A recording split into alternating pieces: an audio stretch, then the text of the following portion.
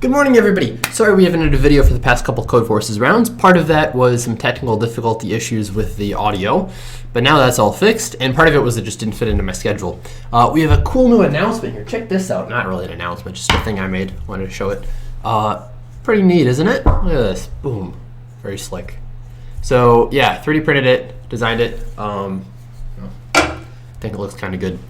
One of my friends showed me how to fix my 3D printer, so we're set there. All right, today we've got Codeforces round 805. It's a Div 3 round, and we'll jump into it here. I will be using Eclipse as always. Here we go. All right, run down the price. At the store, oh, and of course we will have solutions to all the problems at the end of the video. So if you're in it for that, you can check them out at the end. At the store, the salespeople want to make all prices round. In this problem, a number that is the power of 10 is round. Okay. I see. So if an item is worth m bundles, sellers want to change its value to the nearest round number that is not greater than m. So decrease it. By how many burls should you decrease the value of this item to make it worth exactly 10 to the k burls? Okay. So yeah, we can do that. Let's just delete all these, and then we'll make a new A. All right. So int n equals this. How do we get the next power of 10? We can have an int array 10 pows equals new int array 10, because up to 10 to the 9 exist. And then 10 pows 0 equals 1, equals 1 less than 10, plus plus, 10 pows I equals 10 pows I minus 1 times 10. And then we just need to find the biggest one less than this, right? So int ants equals 1 for the I and 10 pows. If I is less than or equal to, make it a little bit bigger here, the ants, then ants equals, or sorry, if I is less than or equal to n, then ants equals I. Means this out, I minus ants. Should be good. Or sorry, ants minus n, n minus ants. Okay.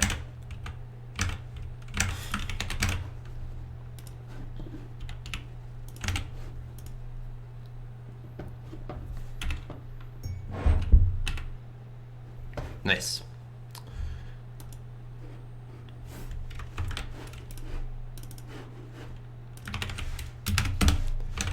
Okay. Polycarp writes a string from memory. Polycarp has poor memory. Each day he can remember no more than 3 different letters. Polycarp wants to write a non-empty string S consisting of lowercase Latin letters, taking the minimum number of days. 3 of different letters. So you get this. Okay, Ollie and Pops. So yeah, this is just implementation, but we can do it.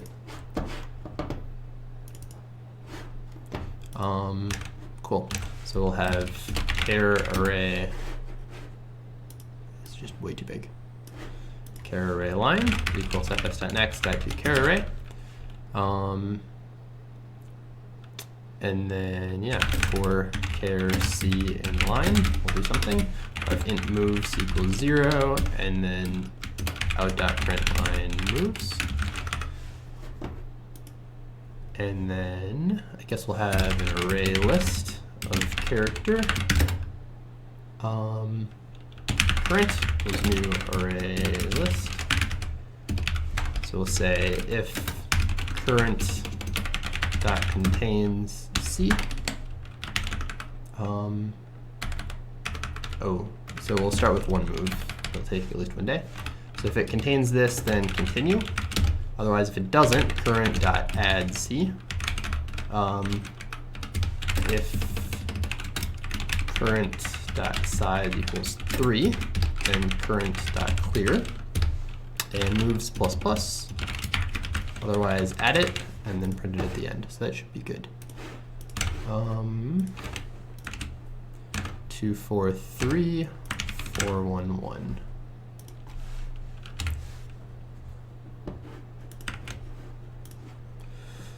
Looks good. All right.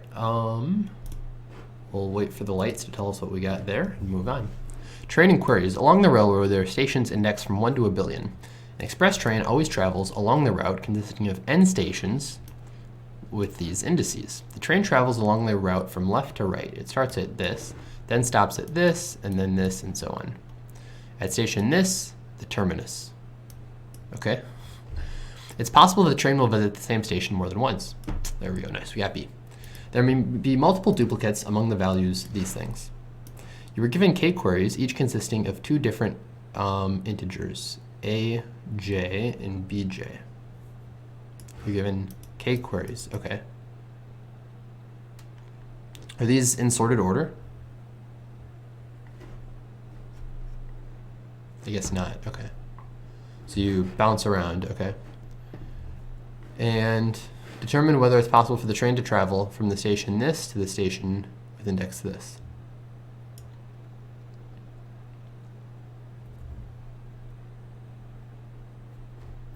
So yeah, give me an example. For example, if the train route consists of these stations, following 3 queries, 3 to 5.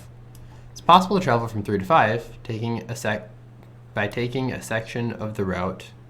Oh, so is there a 3 and later on a 5? Okay. Can it go from 1 to 7? No. Can it go from 3 to 10? No. Okay. So we need the last B and the first A.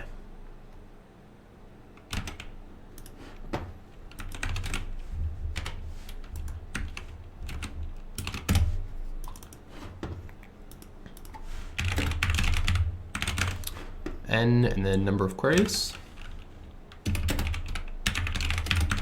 All right, and then we'll have int array A, add rest array says N, for n5 equals 0, less than N, plus.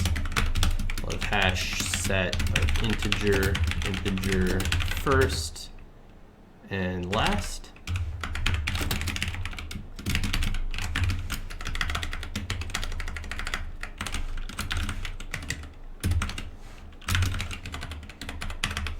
Come on, what's wrong? Oh, hash map.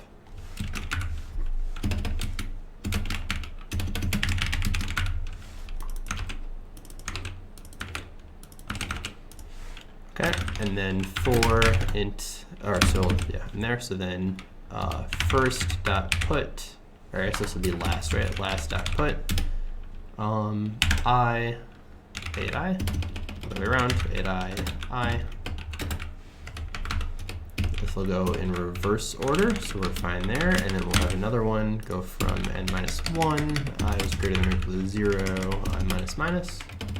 This will put first. All right, so then we need to go through each query. So for int qq equals 0, is less than nq, qq plus plus. Then we'll take int first equals this, or yeah, a equals this, b equals this.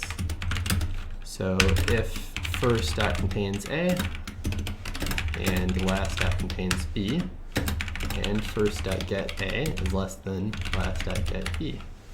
Less than or equal to, I guess.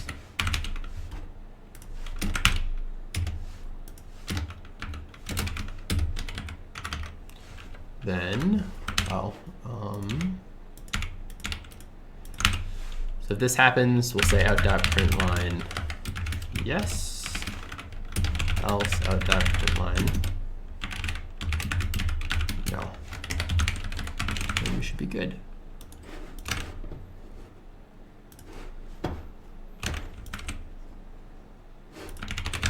Looks good.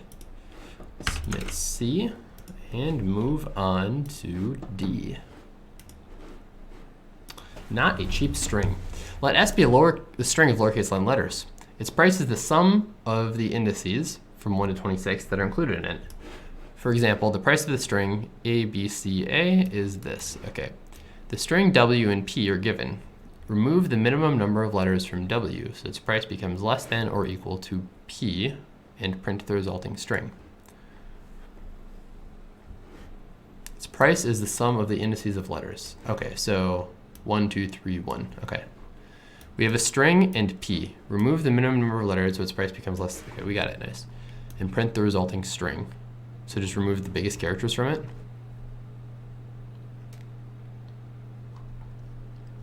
It's kind of boring, isn't it?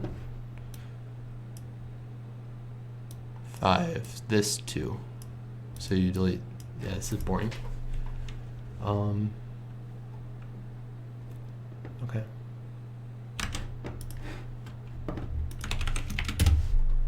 I guess it's more of an implementation challenge, right? But still not particularly interesting.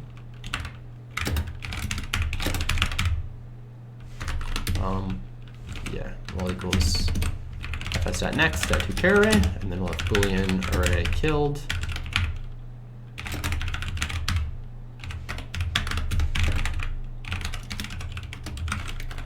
Then int max cost equals this.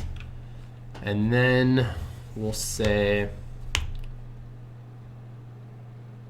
yeah, so this is the max allowed cost. So we'll subtract out what we currently have. So for char c in new a, we'll say max cost minus equals c minus a, so lowercase, yeah, plus 1. That's the cost. And then, so we have this max cost, we have to make this 0. So now we'll have like a static class choice, implements comparable choice. So we'll have int cost, int index, public choice, int cost, int index, stat cost equals cost, the stat index equals index, public compared to choice O, integer dot compare cost O dot cost. And then we'll have a choice array choices equals new choice array n.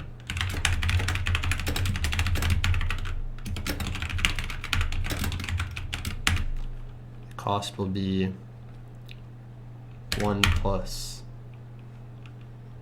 new a at I minus a, and then the index will be I. So then for int I equals 0, that's less than n, I plus plus. Sort these choices in reverse order.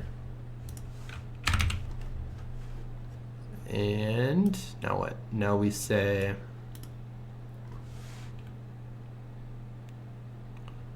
yeah, now we have to handle this. So if max cost is less than 0, then killed at choices at I equals true.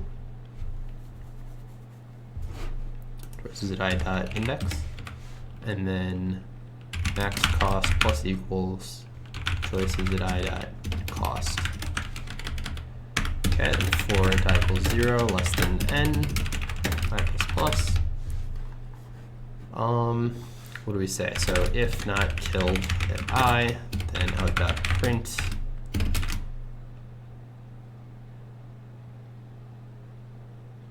new a at I, and then system, well, I guess we'll say out dot print line. Okay, took a minute. A, B, C. There are multiple answers, print any.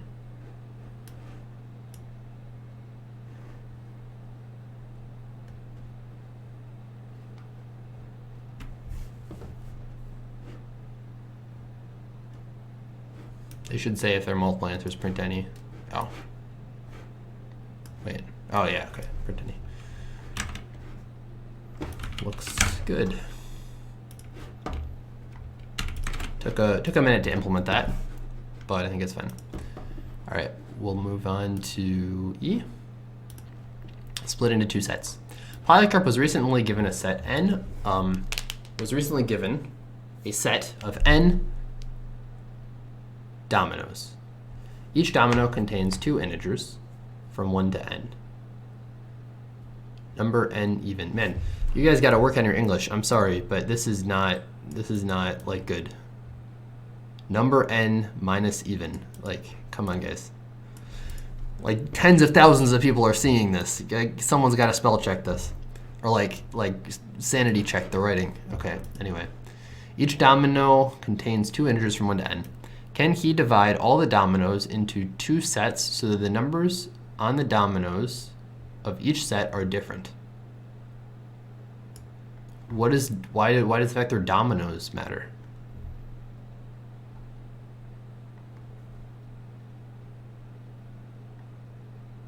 Oh, I guess it because you can't separate a domino. So yeah, so this and this have to be in different sets.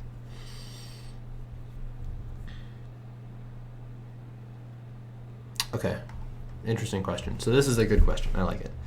So we have a bunch of edges. And the question is, can we divide it into 2 sets?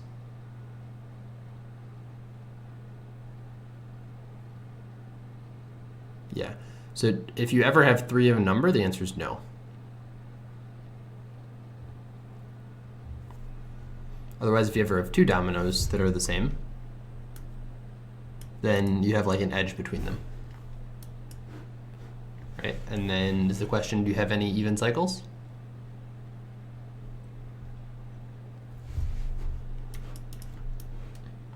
I think so. Yeah. Voice crack. Okay. So we'll say we have multi-test case, then the number of dominoes, int n equals this, int input equals new int array n by something, input at I equals read array of size 2. All right, so then we want, how big can the numbers be? Up to n. Array list integer array with num equals new array list n.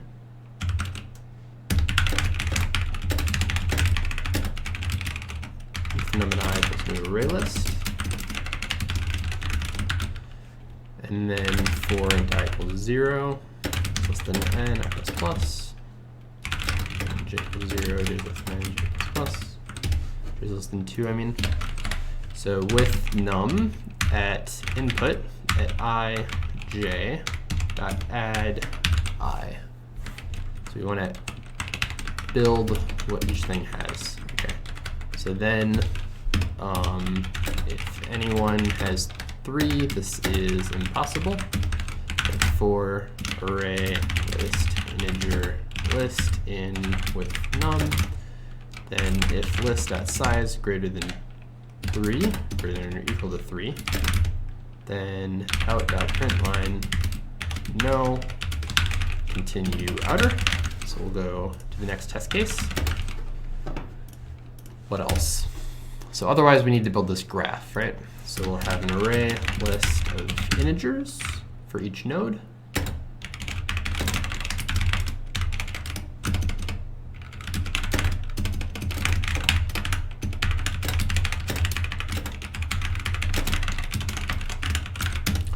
Okay, and now we need to build this. So then int I equals 0 less than n, I plus plus. So then we'll say, or I guess we can just do this.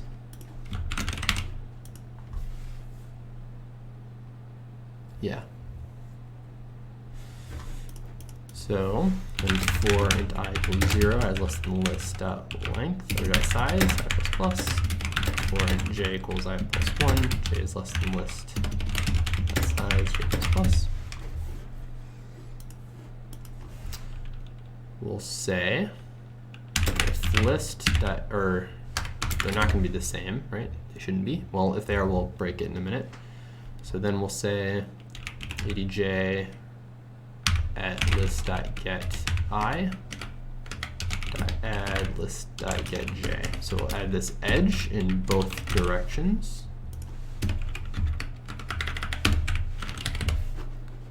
Okay, and then we need to check if it is bipartite.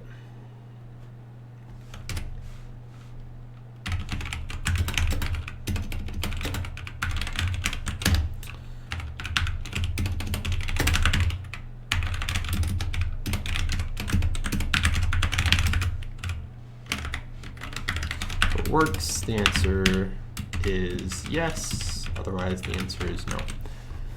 So how do we check if it works? We'll have an array deck of integer, BFS, new array deck. And then we'll store which ones exist. So for I equals 0, I is less than n, I plus plus. So we also need a Boolean array visited, new Boolean size n. So yeah, how do we do this? We need to say if not visited, or if visited, I, then continue. And then visited at I equals true. BFS.add I. Well, we also need the color.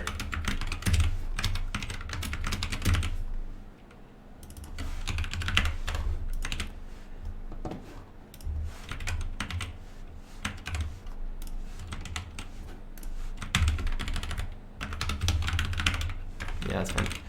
So while not BFS dot is empty, then we'll get int add equals BFS dot remove first, doesn't really matter. Then for int adjacent, or int like other in adjacent at if not visited at other, then visited at other equals true, and color at other equals not color at. Otherwise, we need to check if the color is mismatched. So if color at other is equal to color at, then works equals false. Keep doing this till the BFS is empty, and then I think we're done.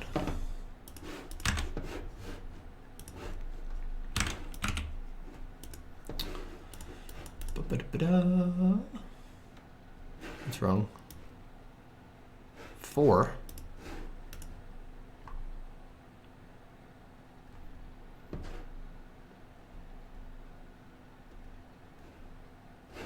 Yeah, this -1.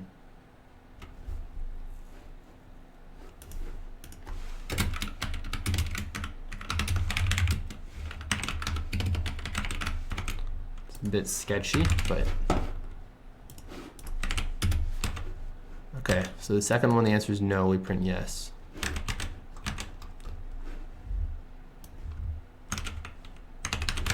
Well, maybe let's just test to see if our, what if we have 1, 2, 2, 3, 1, 3.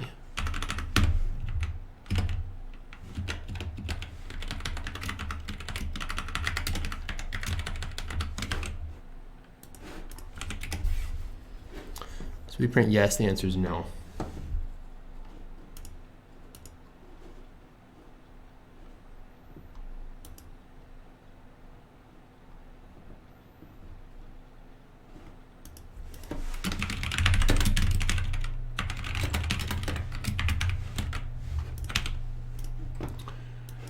Okay, and then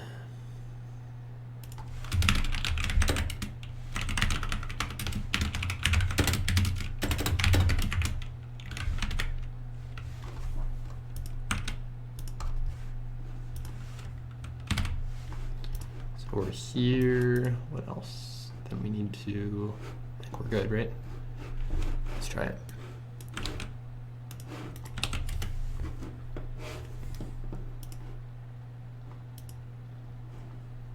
Oh, BFS.add other.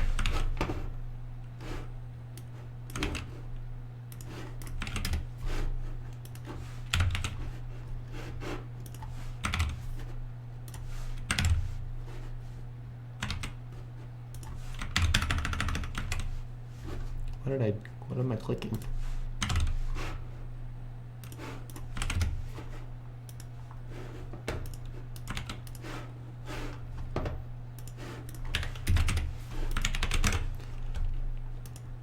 Oh, submit.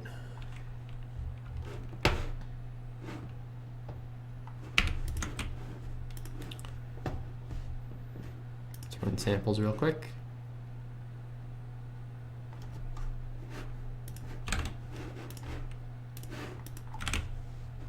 Looks reasonable.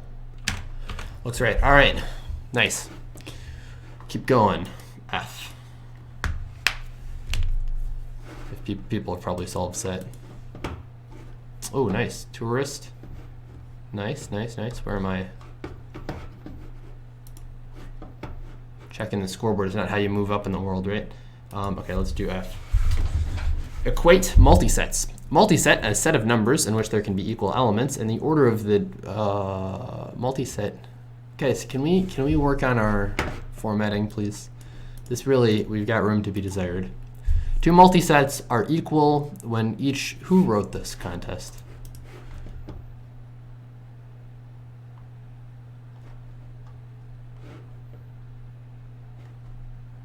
ITMO teams. Okay, so I guess a bunch of people who are yellow or below. Okay. Russians are amazing at competitive programming, but in every contest you should have one native English speaker. Just like proofread the problems. That's my take of the day. Just in general, for English things that are published to at least 10,000 people, you have one English speaker read it. Okay. For example, these multisets are equal, but these are not. You have two multisets, each consisting of n integers. In a single operation, any element from the B multiset can be doubled or halved. In other words, you can have any of the following operation. You can multiply it by 2, or you can round down. Okay. See if you can make multiset B equal to multiset A in an arbitrary number of operations. You can always turn everything equal to all ones, right?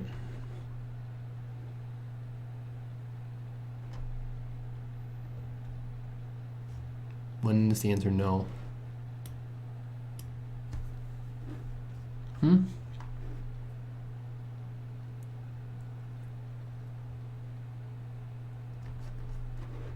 Why not?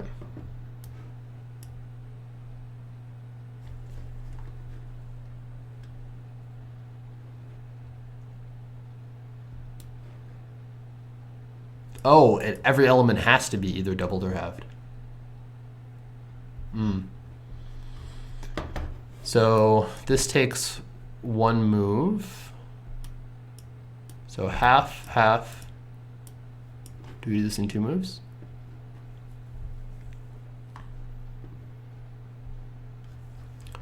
Okay.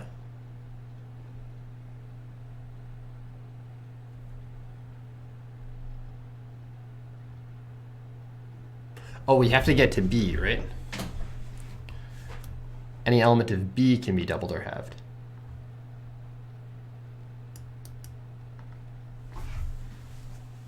So turning everything into all ones doesn't work because you can't go backwards because of the round down part.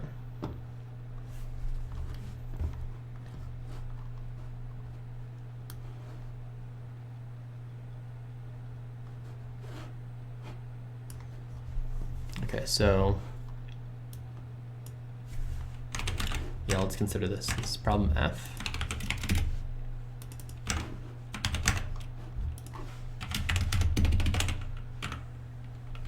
Okay, so in binary, we have 10, 100, 101, 24. Oh my goodness. 16 plus 8 plus 0, 0. And then we have 1. We have 4 is 100. We have 6, and then we have 8, no 4s, 2 and 1.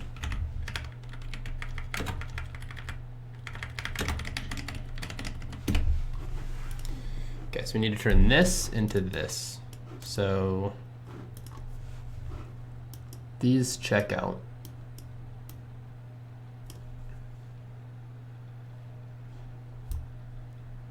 So we can turn any, so we need all of these to match. So we match, okay, I see. So this matches to this, because they match the prefix of 1s. This matches to this, because it matches the prefix of 1s. And now all the 1 prefixes match. So for each thing in A, we find it's 1. We just like divide equals by 2 when even. And then we do the same thing for all the things in B.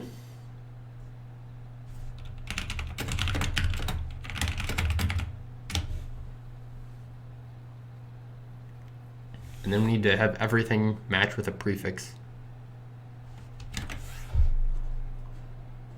N is big. Then we need everything to match with a prefix.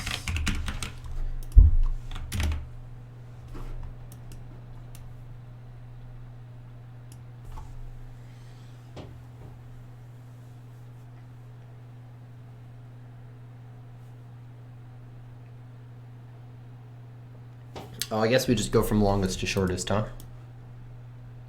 So we find anything that matches this and take it. And everything else will either be the same or a suffix. It doesn't matter. Yes.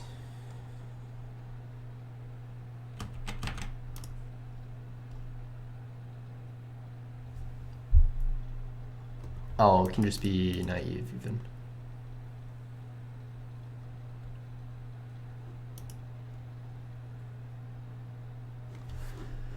All right, so what do we have? A tree set of integers.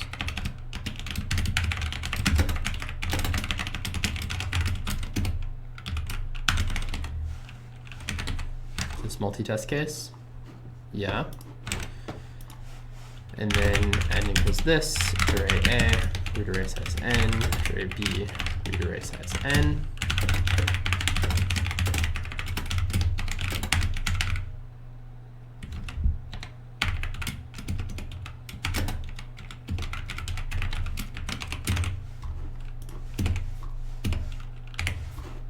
So we'll remove the trailing zeros because they don't matter. And then we'll sort A by length. Yeah, sort B by length. Oh, do we want to, probably an inverse priority queue, right?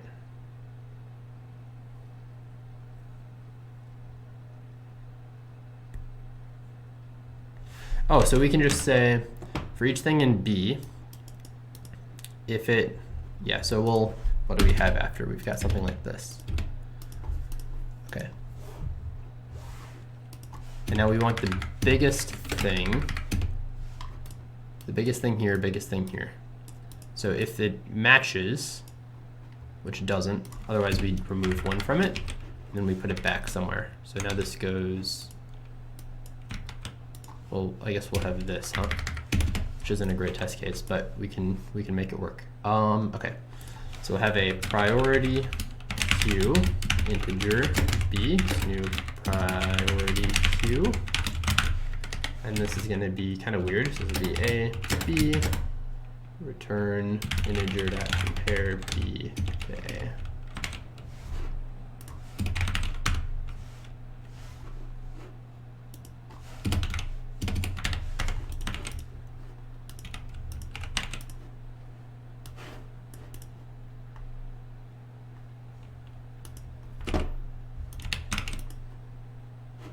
Okay.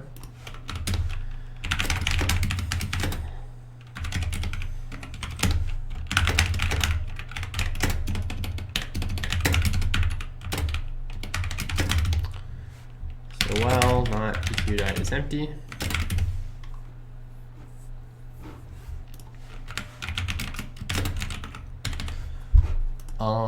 so we need to find something that works. So int next equals pq dot remove. So if we ever get here, it's impossible.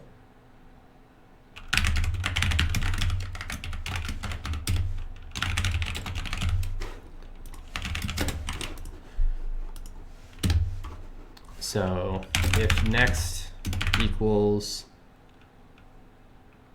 a at I, then we're good. Continue utter. Otherwise, pq.add next over 2.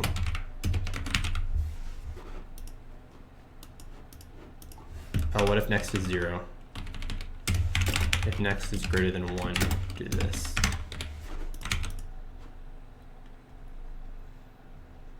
Is this it? I think this might be it. Oh, and then we have out.print line. Yes. I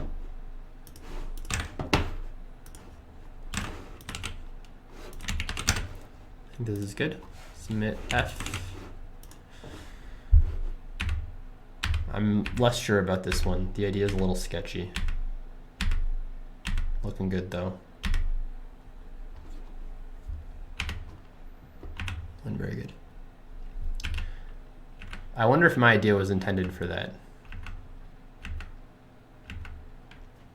Kind of an interesting way of going about it. All right, we almost certainly have that. So let's look at this. Passable paths hard version. The only difference is the number of queries. Voice crack. Okay.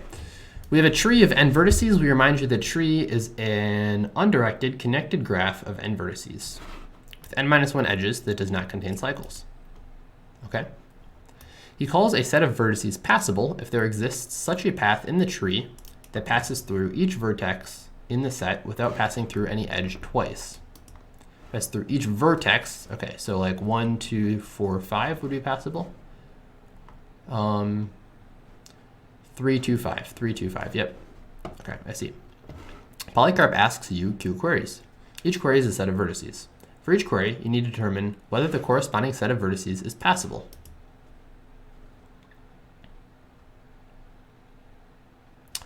Ooh, but they don't tell you the order.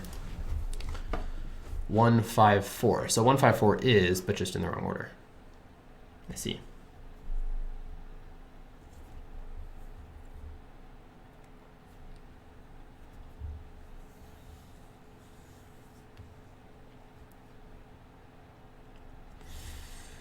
So, what does this have, like 10 to the 5th queries? 10 to the 5th queries, and this one has fewer, like 10 queries or something. To 5, yeah, okay. So, my idea here, what if we consider everything an in-order traversal? Well, there is no in-order because that's how the tree works.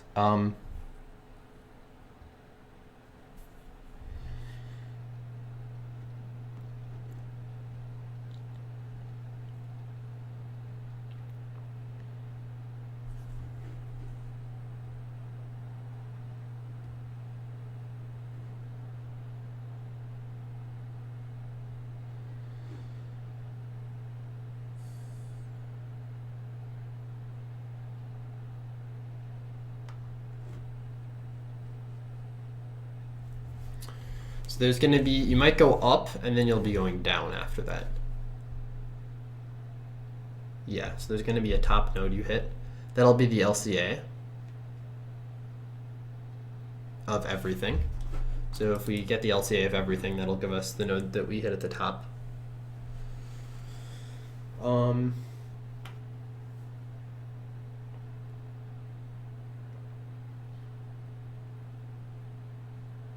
And then the order will be the things, ooh.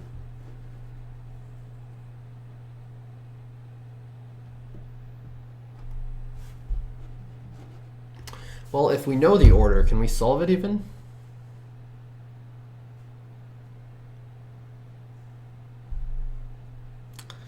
There are these compressed trees in a lot of people's hackpack that does this exactly. You can get like a compressed tree. It's like all the nodes and all their LCAs, and you can just check the number of, like, you can just look through that tree.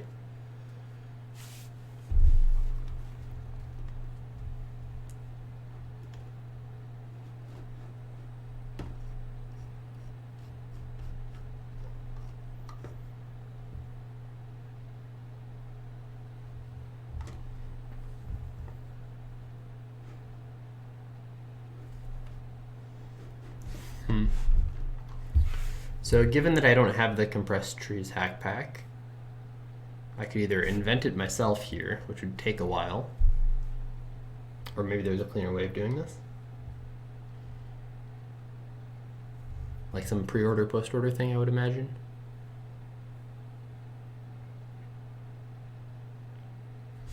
Well, okay, yeah, so if you have a path that goes down, so we're gonna have like everything will be 2 paths. So the first path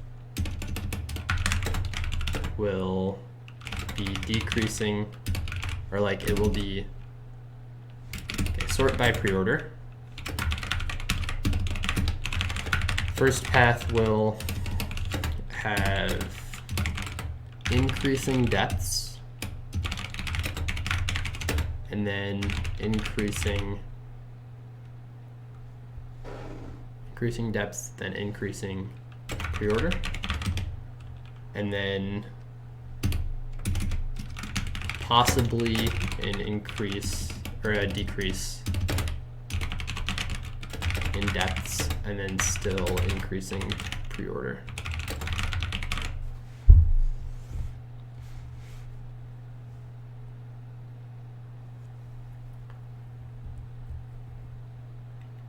Oh, but if you sort by pre-order, you know what you contain.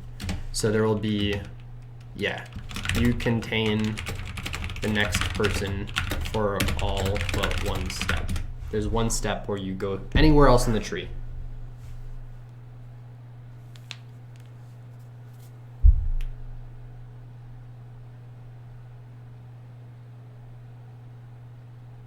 Yeah, okay.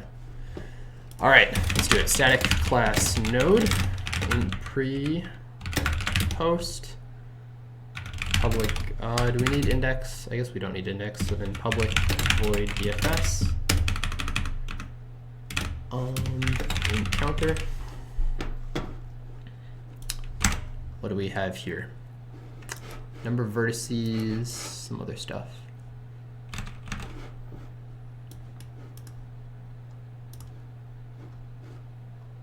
Oh, it's one test case, okay.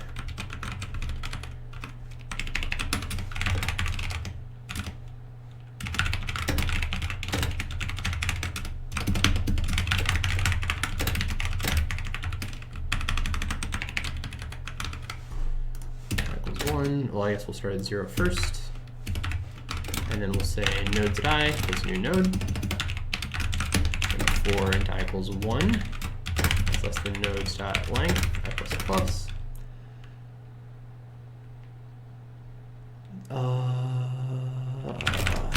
Into A equals this, B equals this, nodes A. Oh, we need adjacent. Array list node adjacent. Okay. Dot adjacent dot add nodes at B. And then we'll do this backwards. Okay, and then we need to DFS. So this will have node pair int pre-order index, or I guess int counter, right? It'll return an int. So first we'll say counter plus plus, pre equals counter plus plus, and for, then, well, I guess it doesn't matter. So for node nn in adjacency, if nn is not equal to the parent, then nn.efs, parent is this counter equals this. And then we'll say post equals counter.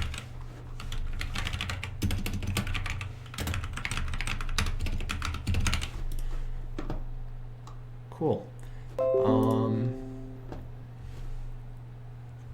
Yeah, okay. So DFS, the counter starts at 0.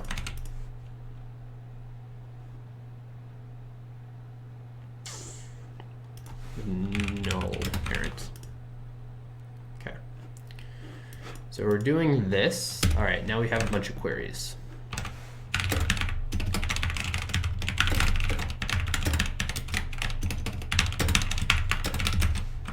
And then what do we have next? We have, this is, yeah, the number of things.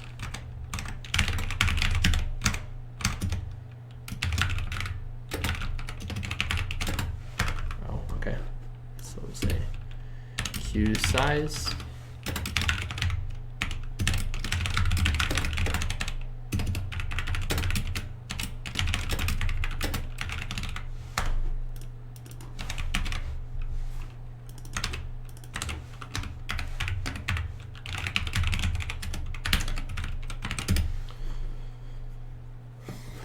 Okay, and then we'll sort these implements comparable by preorder.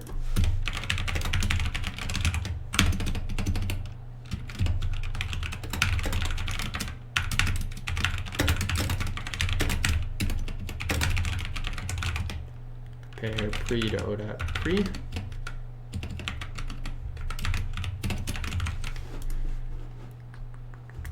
All right, and then what else?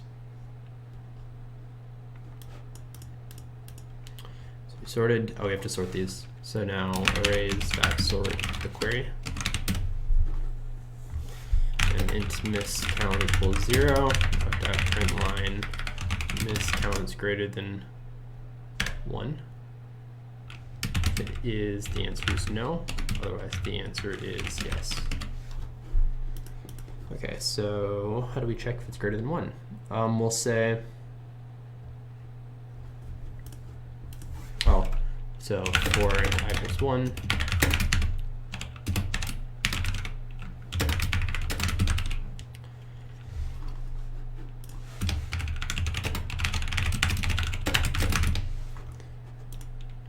so if query at I dot contains query at I minus 1,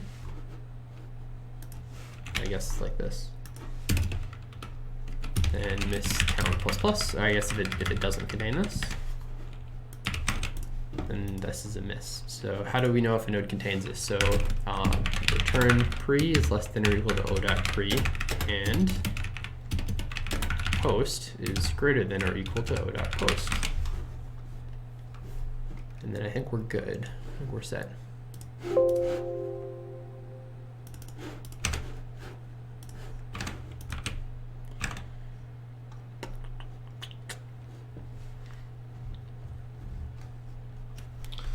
Is this it? 5 nodes. 1, 2, 2, 3, 2, 4, 5, 2.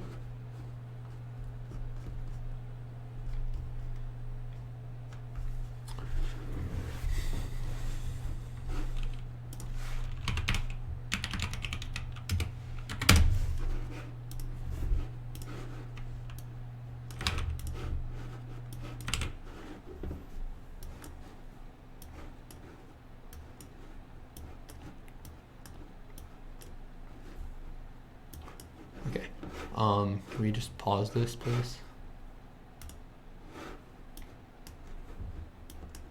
Okay. So, let's put this here. My face is totally blocking it. Oh, it's too small.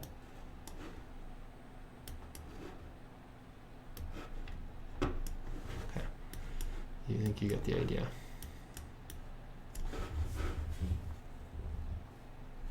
So the query is 1, 2, 3, 4, 5.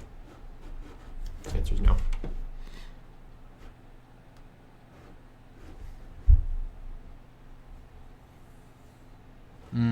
So the approach is wrong. 1, 2, 3.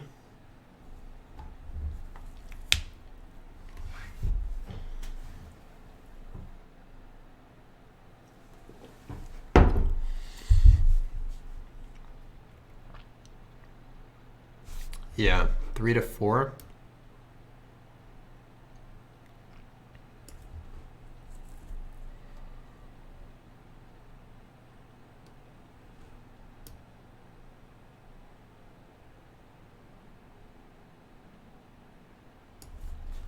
So 4 has to not be contained by 1.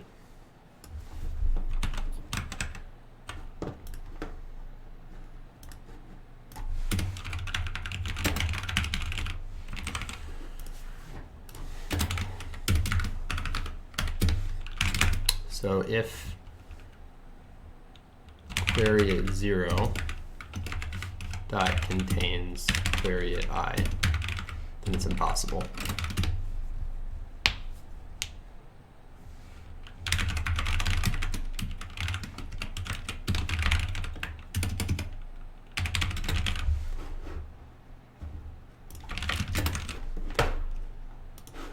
I think this should handle it. Oh, really? 325 is right? 325. Oh, because if you're right on the border.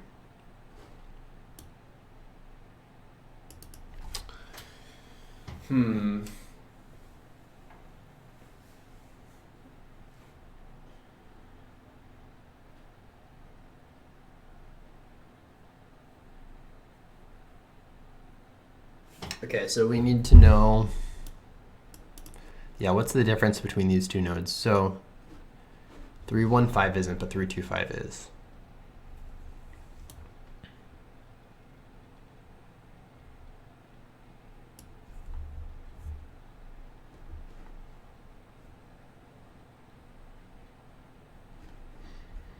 Is it just if it's their LCA? Could be. LCA is a little annoying to calculate. Is there an easier way? 2, 4, 5.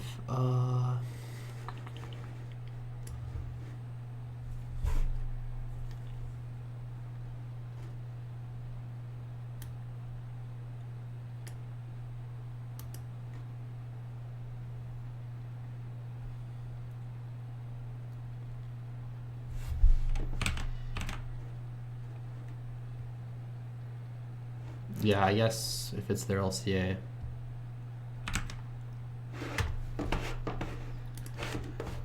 That's kind of annoying. Okay. Depth.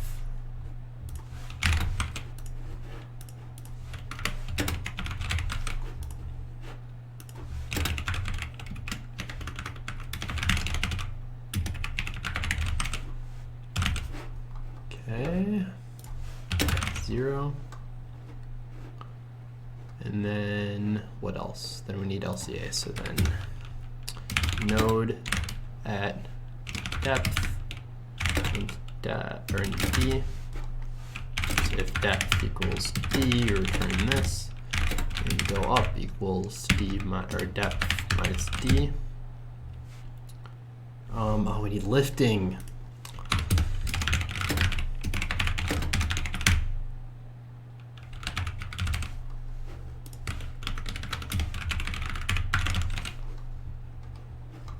So then where do we do our DFS? DFS, then for node n in nodes. For I equals 0 is less than, or I equals 1, I is less than 20, I is plus. Say if nn dot lift at I minus 1 is not equal to null, then nn dot lift at I equals nn dot lift at I minus 1 dot lift at I minus 1.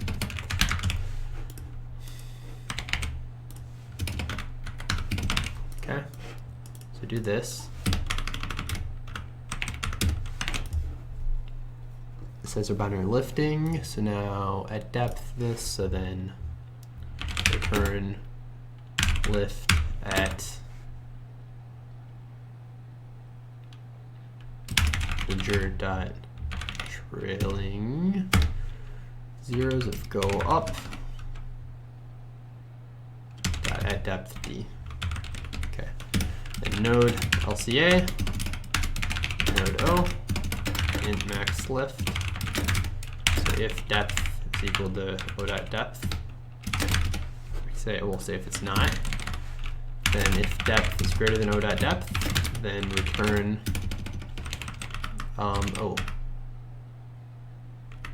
yeah, so then we'll return at depth of O dot depth.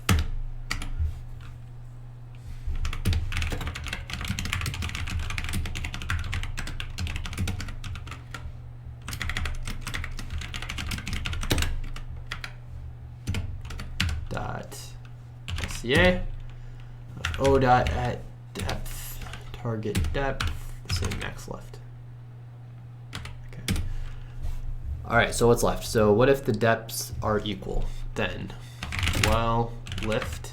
Oh, so if this equals O, return this.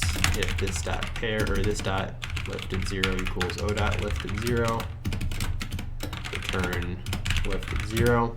Otherwise, well, lift at max lift equals O dot lifted max lift. Then, so well, if we go up by this amount, we have it the same parent. Then we'll say max lift minus minus. And return lift at max lift dot LCA O dot lift at max lift same max left. Okay.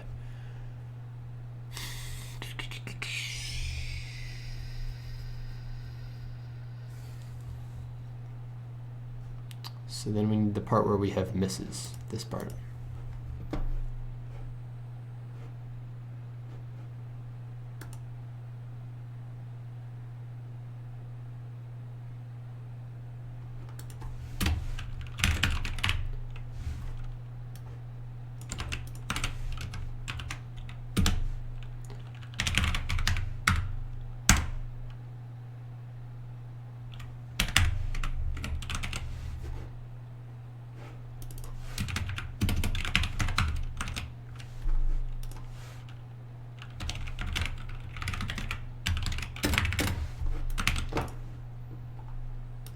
I think this is good.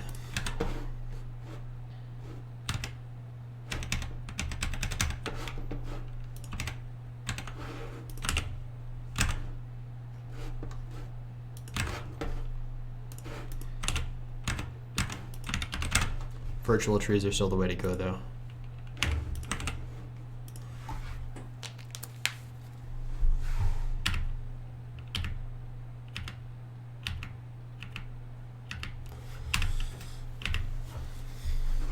That's a submit to G1 if I've ever seen one.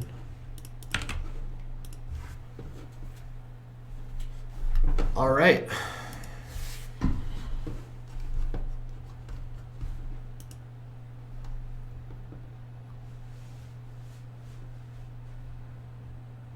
About to move up. We're gonna beat Rainbow. We are. Look at that. Nice. We're gonna beat the music guy too, I think. No, we're not. Never mind. Almost. Okay. There you go. 42nd place. Not terrible. Not bad. Not bad. Pretty fun contest, I'd say. All right. I guess time to talk about solutions, huh? Solution time. Okay. Whoa. Okay. First of all, we're gonna close this.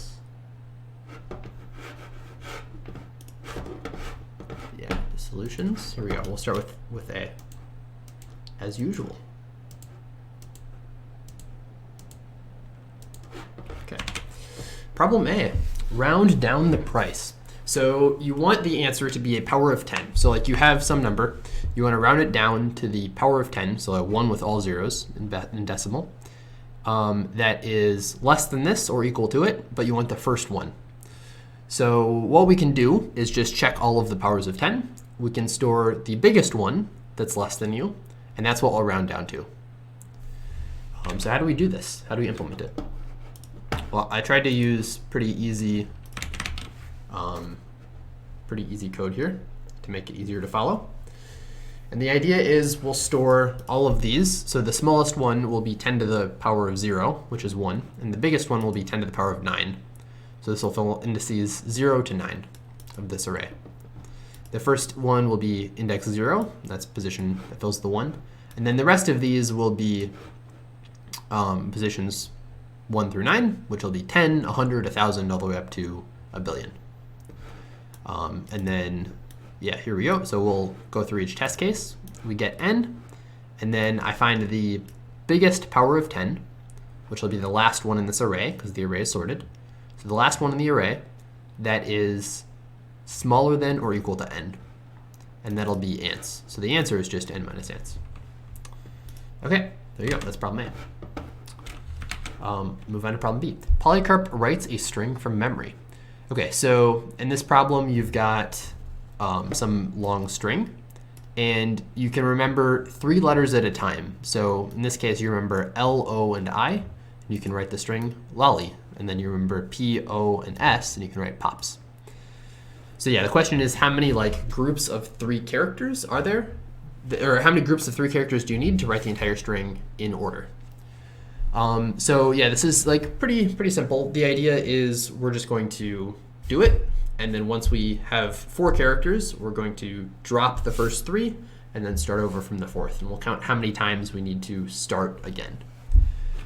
So yeah, the idea is pretty straightforward, but what does the code look like? It's that's a lot of code for such an easy problem. Yeah, so we have our number of test cases. And then for each test case, we get all of the characters. In Java, this will read it as a string. And this is the same as scanner. So I use a fast scanner because it's faster, but you can use a scanner. Here's the fast scanner code. So feel free to pause and copy it if you'd like. Yeah, it's basically just the same as a scanner, so nothing special there. And this turns it into a character array because it's easier to work with. Then you can just use the brackets instead of .char@. So it makes it a little faster to type. Okay, so we have all of our characters, and then I have this array list of things that we're remembering. And at each step, if we contain this, so if we were already remembering it, we'll just skip it. Otherwise, we have to add it. And if we have three letters, this would be the 4th. So we have to clear it, and then this will take another move. And that's the idea. So that's the solution to problem B. All right, problem C, train and queries. So we've got this railroad station with numbers 1 to 1 billion, and we have a train that travels from one place to another place and so on. And it'll stop at each of these sections. So for instance, this one stops at, well, yeah. I don't think it stops at places between the positions, but I guess we'll see. I hope not. So it'll stop at 3, 7, 1, 5, 1, 4. And you want to know, can you travel, for instance, from 7 to 1? So here you can go from 7 to 1, or you can go from 7 to 1. So that's possible. You can also get from 5 to 1. So you can't get from 5 to this one, but you can get from this 5 to this one. So basically you want to go from the first 5 to the last 1. That's what you're trying to optimize for. And the question is the first 5 before the last 1? So we can do this by using a hash map, and we can map each station that exists to the first and last time that it appears. So we can say, what's the first time a 5 appears? What's the last time a 5 appears? Same thing with 1s. And then we can just check if they're in the right order. That's also pretty simple. So we have the size and then the number of stations and the number of queries. We'll read in our input, and then we'll have 2 hash maps, one for the first time it appears, one for the last time it appears. And then here I go from beginning to end of the array, and I keep overwriting my answers. And here I go from end to the beginning, and I keep overwriting my answers. Another way of doing this would be I could go from beginning to end, but if this position already exists, then I wouldn't place it again. So I'll show you what that looks like. We could say if not first dot contains key a@I, then first dot put a@I. This would be an equivalent way of doing it. This works too. Okay, then we'll go through each query, and we have to hit this thing. I guess we don't really need this part, but we have to make sure that we do in fact hit this station, and that we hit it for the first time before we hit it for the last time, or we hit the starting one for the first time before we hit the ending one for the last time. And if so, you can travel between them. Otherwise, you can't. And that's it. That's problem C. Okay, let's talk about problem D, not a cheap string. So the idea here is, or the problem is, we have some string, and like the letter A, if every time a letter A is in the string, that costs $1. The letter B costs $2, C costs $3, D costs $4, and so on. And we want to delete some characters from the string, so that the total cost is at most some integer p. So yeah, in this case, we would want like the total cost to be at most 2. So we would delete the c and the b, because those are the most expensive characters. So each turn, we want to delete the most expensive character. And then we want to know how many characters do we have to delete so that the string is minimal. And also, if you delete them, what does the string look like? Yes, that's the idea. In the second example, we want this to be at most 6. So you can delete any character because the cost is 7, but I think it's probably smartest to delete the C. Makes the most sense. Because if this 6 was like a 4 instead, you could delete just the one character. But if you delete this A, it's kind of confusing, right? So we'll delete the C. So how do you actually implement this? Well, I have this like array of choices. And each choice is the character I should delete. And I'll delete the characters that have the biggest cost first. So integer.compare cost to o.cost. This will sort them by cost in ascending order, but I want it in ascending or in descending order, so I make it negative. So these are like the things I can delete, and then I delete them from most expensive to least expensive. Okay, so yeah, we just read in the input, and then I have this Boolean array killed, and this will be whether I have deleted each particular character in its original position. And then at the end, if a thing isn't killed, I print it. So that's what killed is doing. So what does the rest of this look like? Well, I just make my array of choices. The cost of a particular element is its index in the alphabet, but plus 1, because it's 1 indexed, because A costs 1. So yeah, that's the cost. I will sort it, and then for this part, I just say if the okay, so yeah, I do something kind of weird with max cost. So I subtract out the initial cost of everything. That way the final max cost will be 0. So if I ever get it to 0, then that's good. Or if it's negative, it doesn't work. So yeah, this isn't really the max cost. I guess this is like the current cost, or the allowed cost minus the current cost. So yeah, that's what's happening here. But anyway, as long as this is negative, I need to delete more things. So yeah, I delete the next most expensive thing, and I no longer have to pay for its cost. Okay, there's that. Cool, that's problem D. Problem E, split into 2 sets. So yeah, 3 more problems, E, F, and G. Okay, so for split into 2 sets, we have a bunch of dominoes, and each is like a pair of numbers, and we want to make it so that there is no number that's on a domino in both, or in the same set twice. So we need to split it into 2 groups, and then we need every number to appear in one group or in both groups, but it can't appear in the same group twice. And obviously you can't split a domino in half, right? So if we have like 2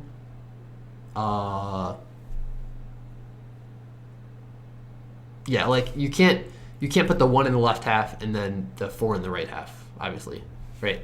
So a good example that breaks this actually is this example here.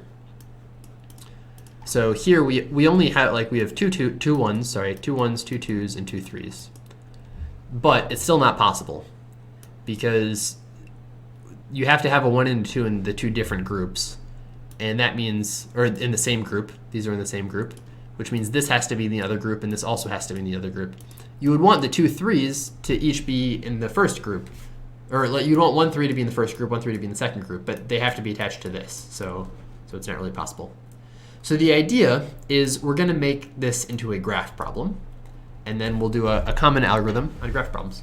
So the way we do that is we make 1 node for each domino, and then we make edges between nodes if they can't be together. So in this case, this would just be, well, the graph would actually look the same, but I can show you.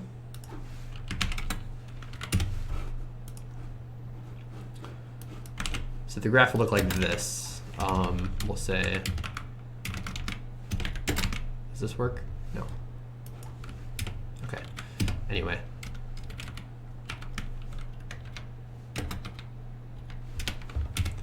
So this is domino 1 2. This is domino 2 3. Hopefully that makes sense.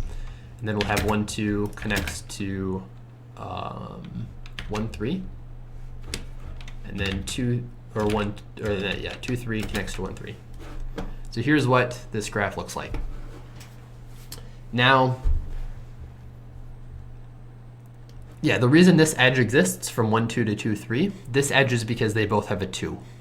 And this edge is because they both have a 1, and the bottom edge is because they both have a 3. So that's like where this is coming from. Okay. Yes. The question is this graph bipartite? So this one isn't. There's no way to split these dominoes up into 2 groups so that you don't have an edge between 2 things that are in the same group, right? You can't 2-color this. But if instead we had like a square, right? So maybe let's change this. So we have 1, 4, 1, 4, no, 1, 4, 1, 3. This is going to be a bit tricky.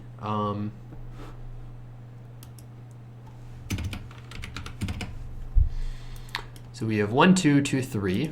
Let's connect this to 4, 4, or 2, 4, I guess.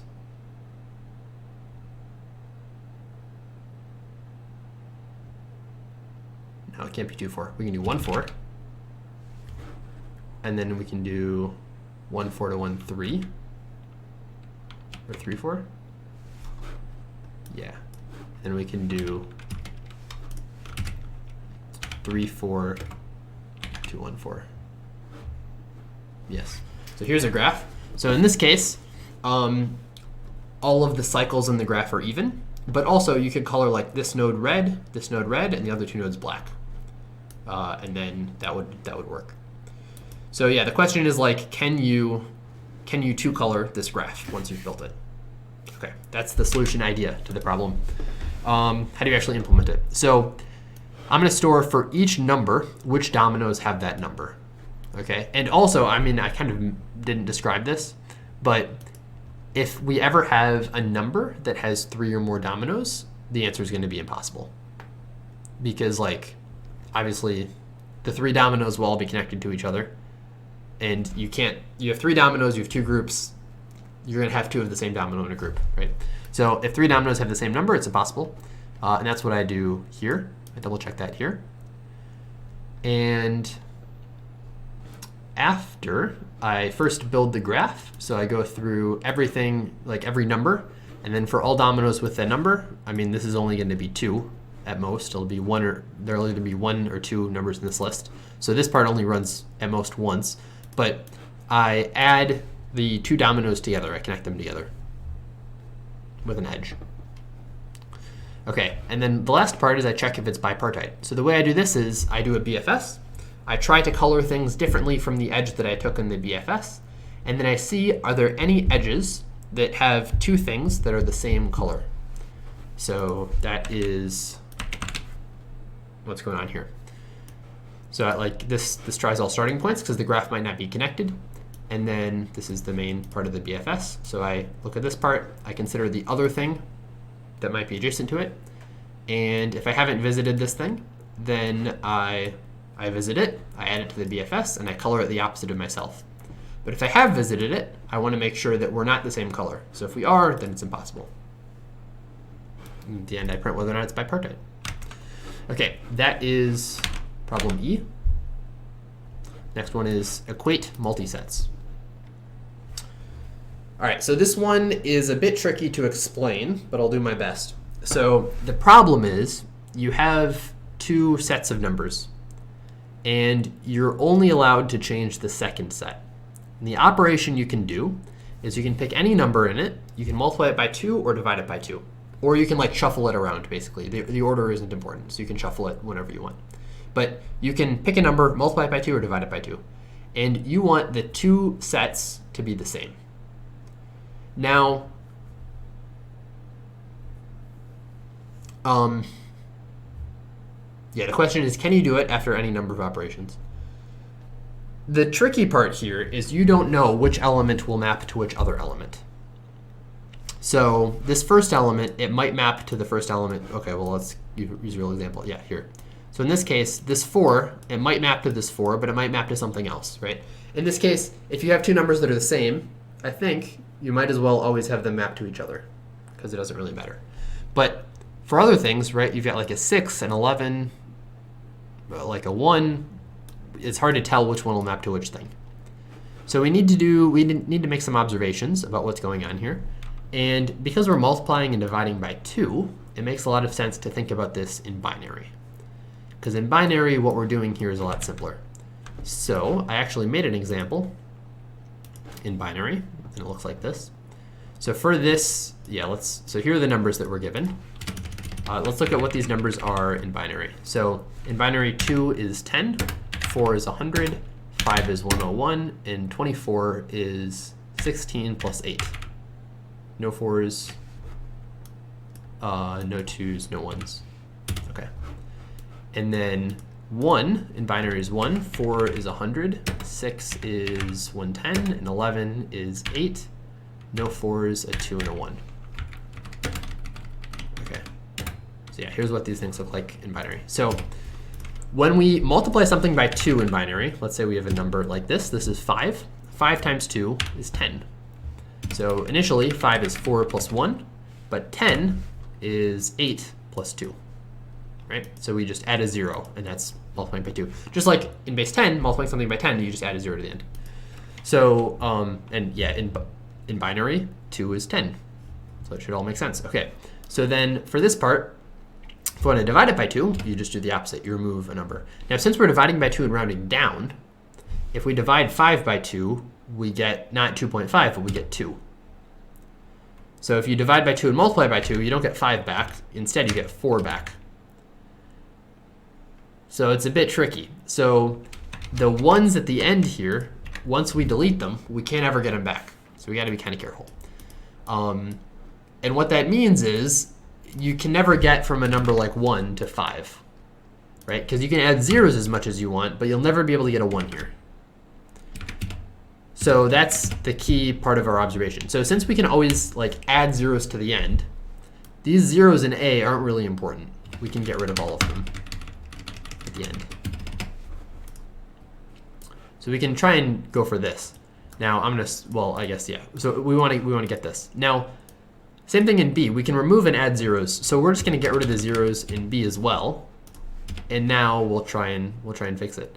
So it's possible here that this might just work perfectly, right? The 1 matches, this one matches, this one. The 11 matches this 11, but these two don't match. But remember earlier, I said you can divide stuff by 2. So we can repeatedly remove a 1 from this until it matches, and then we're set. Okay, but it's a bit tricky because like you might ask, well, how do we know what thing we match with this 1, right? Maybe we have other stuff here. Maybe we have something like this and then something like that. And it's like, well, how do we know one of these has to match to a 1, right? If we pick this to match to the 1, we could, let me make an example here. So let's say we want something to match to this 1. If we pick this to match to the 1, that's fine. We could have a 1 here, right? So now these two both match. And we need something to match to this one. Maybe we pick this one here, right? So we delete the 1s from the end. Now we have these that match this. Well, now we have a problem. These two will never match, right? Nothing that's left will ever match this. There's no way of getting a 0 in the middle without deleting too much stuff. So you're screwed because you made the wrong decision earlier. And the way to avoid doing something like that is we're going to process this from bigger things to smaller things. So from things with more binary digits, more bits, to things with fewer bits. And if we process this one first, we can actually take anything that matches with it. But we'll take this one, but we can take anything we want. So yeah, and then once because like all of the things that match with this, we know for all of the numbers we haven't yet processed, each of these will have fewer digits. Like it won't have more digits. So for the things that match this, they're all effectively the same. Because in the future, right, whether we're looking at this or this, all we care about is the first 3 numbers. So since we only care about these, like we can pick anything. We can't make the wrong decision, right? I mean, we could pick something that doesn't work. That would be wrong. But other than that, if we pick something that matches it now, it will match, like, it won't affect our future decisions as long as we're processing them from longer to shorter. And if something doesn't match, or like if something has too many bits, we don't care about this last bit. Okay, so the implementation here is actually very, very nice, very clean. We're going to have both of these sorted like this. And repeatedly, we're going to look at this biggest number, and we're going to see, do these two match exactly? When I say exactly, I mean, are they exactly equal? In this case, they're not. They're different numbers. So I'm going to remove the last bit from this, because this one it had too many bits. So I'm going to remove this bit, and then I'm going to put this back somewhere in the priority queue. So actually, these would be sorted. We'd keep these sorted, right? So it would be, this one would be here. And I'm going to remove the last bit from this because they don't match. I'm going to put it in here. And then I'm going to keep going. So does this one match this? It doesn't. So I'm going to remove the last bit, and I'm going to put it in here. And since these are both sorted, I know there is no 1, 1, 1 in the array. Otherwise, it's going to be impossible, in which case we'll figure that out in a bit. So these two finally do match, so we'll delete both of them. Okay, now does 101 match 1, 1? It does not. So we're going to delete an element here. We're going to put this back in sorted order. So now these are sorted, these are sorted. Okay, do these match? They do, so we're going to delete them. And now do these match? They don't, so we put the 1 back in sorted order over here. Do these match? They don't, so we'll delete the 1, put it back in the priority queue. Do these match? They do, so we'll delete both, and we'll delete both again. And when you wind up with nothing, that means everything matches somehow. You might also have things that don't match, in which case you would wind up with some zeros, and then you realize, oh, it doesn't work. Okay, so how do you actually implement it? Pretty simple. The idea is you delete all of the trailing zeros in binary from everything here. Keep dividing by 2 as long as it's even. And then you got this priority queue, and you go through. Each time you do exactly what I described earlier. So you go from the end. If the priority queue is empty, then you're in trouble. So you print no. But if it's not empty, you look at the last thing in it, the biggest thing. Oh, this priority queue is sorted in reverse order, by the way. So it's sorted from biggest to smallest. Yeah, otherwise you look at the biggest thing. If it matches, you delete both of them. So you continue in the for loop and you keep it removed from the priority queue. Otherwise, as long as it is bigger than 1, that means you can divide it by 2 still. Then you divide it by 2, add that back to the priority queue. So that's what's going on here. Okay, there you go. That's F. Very good. Last problem is problem G. I'm going to talk about the hard version here because the easy version is not too interesting in my opinion. So you have a tree, and you're given a bunch of elements here. And the question is, can you visit all of these in some order without taking any edge twice? So as an example, you can go from 3 to 2 to 5, but you can't go, because you go 3, 2, 4, 5, for instance. But you can't go from 5 to 3 to 1, because then you would take this edge from 1 to 2 times. So this 3, 5, 1, the answer would be no, but 3, 2, 5, the answer would be yes. So the question is, for some query, how can you very quickly figure out whether you can do this query? Now, you might have a bunch of queries, so you have to be kind of careful here. And yeah, so you have to answer each query in like order log n times the number of nodes in the query. So if the query has 100 nodes, your runtime can be like 100 log n. But if the query has 5 nodes, your runtime has to be like 5 times log n, right? It can't be super big, because otherwise they might give you a bunch of queries where each query is small. That's not the case for G1, but it is for G2. Yeah, I don't really know. It's not obvious to me how G1 is much easier. I mean, maybe a little bit easier, but doesn't seem too much easier. Anyway, I guess you don't have to do LCA fast, so that might be how. Okay, so how do you do it? Well, if we consider the pre-order and post-order of each node, then this helps us very much. And if you're not familiar with what these are, I made a very good tree basics video, which explains pre-order, post-order, and stuff like that. And you can go pause this, go watch it, and then come back. But yeah, we'll consider the nodes by pre-order. So if we sort all of the nodes by, if we have the pre-order and post-order of each node, we can tell whether one node is an ancestor of another by whether the pre-orders and post-orders cover each other.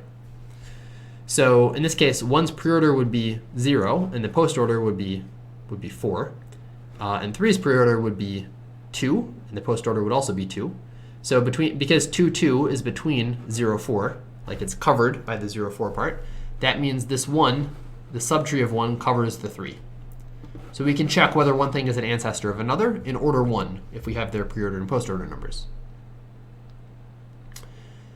Now, we need to know not only is one thing an ancestor of another, but whether just like the path works in general. And the path, you might not have just a chain of things going straight down, right? You might have like 1, 2, 5. Sure, that works. But you might also have like 2, 3, 5, and that also works. Or like 2, 3, 4, 5, and that works too. You can go from 3 to 2, then 4 to 5. So when we have this query, the things that are possible are we might have one chain on one side, and we'll have another chain on the other side. And these two chains will meet up somewhere in the middle. So what we'll do is we'll sort the things by preorder, and we might have one group going down, and these will all be ancestors of each other. And then we'll have another group also going down that'll be ancestors of each other, but they'll split. Some of these splits are possible, but some of them aren't. So we can't have something that looks like this. This won't be possible. Because we'll come down, but then we'll have to use this. So in other words, we can't go up this part and down this part, because we'll have to go down some things we've already visited. Yeah. Yes. So that's like, I guess, one thing we have to be careful with. So when are they possible? Well, we can have at most two chains. We can have one chain going here, one chain going here, and we go up one, down the other. But it only works if, like, we might run into a problem, which is if we go down this chain, and then we have to make a jump to another chain that's not an ancestor of this one. Hopefully this makes sense. So we're going down this chain. We hit a node, and then we have to jump to another node here. So here's the other node. This is possible if this node is in an entirely separate subtree from where we started. If it's entirely separate, then we can jump, because we can go up this, and then we can go down this, and we can go up some other thing down here. But it might not be possible if the place where we would have to go up to is in the middle of this chain somewhere. And we can check that out by looking at the lowest common ancestor between this node and my elbow here. So if the lowest common ancestor is somewhere on this chain, that means that we're going to have a problem, right? Because we're going to have to double cross an edge. So all that's left is how do we actually check all of these things? So we'll have our lowest common ancestor. This is explained in the tree basics video. I'm not going to bother about it. And also the add depth, which is part of binary lifting. So yeah, lots of stuff happens there. So yeah, watch the tree basics is the summary of this. Yes, we do this. Okay, so then how do we actually calculate it? Well, we'll read in the nodes. Here's the important part here. We want to see if we make at most one jump. So if our miscount is bigger than 1, if we have to make more than one jump, it's impossible, because we go up once, down once. So miscount can be at most once. And then also, here's the other way things can go wrong. If the LCA, so yeah, if one query doesn't contain the next, this is going to be, we'll call it a miss. But yeah, the other time that it could be a problem is if the LCA between these two is somewhere on the chain. So if the first thing, the thing with the biggest range, or the thing with the first preorder, I guess, presumably the last post order maybe, if this contains the thing we jump to, the top of the next chain, and it's not the LCA, it's impossible, right? If it is the LCA, it's okay, because this is the very top, and then the top can go down to the other side. But if it's not the LCA, this would be the case where it's like 3, 1, 5, right? That's not going to work, because you got to travel the 1, 2 edge twice. And in this case, the LCA would be the LCA of 3 and 5, so it would be 2. So 1 and 2 are not the same. So that's the other case where it's impossible. Okay. There you go. That's the solution to G. That's all the problems. I hope you enjoyed. And if it was rated for you, I hope you did pretty well. Thank you for watching. Let me know what you think about my statue. And I'll see you on the scoreboard in the next one. Goodbye.